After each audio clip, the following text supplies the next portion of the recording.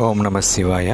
తమిళనాడులోని తిరువణ్ణామలై జిల్లా తైన్మితిమంగళం గ్రామం సమీపంలో పర్వతమలై కొండపై పర్వతమలై శివాలయంగా పిలువబడే మల్లికార్జున స్వామి శివాలయం కొండ శిఖరంపై ఉంది. ఇది దక్షిణ భారతదేశంలోని ఒక అత్యంత పవిత్రమైన శివాలయం.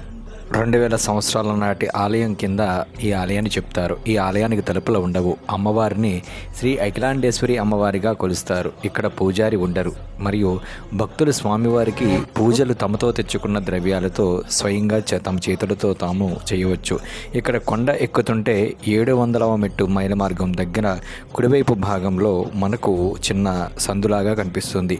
అక్కడ 2 అడుగులు కుడివైపు లోపలికి పల్ల మార్గంలో వేయగానే మనకు చిన్న చిన్న యారో మార్కులు ఇలా మీకు కనిపిస్తున్న విధంగా తగులుతాయి.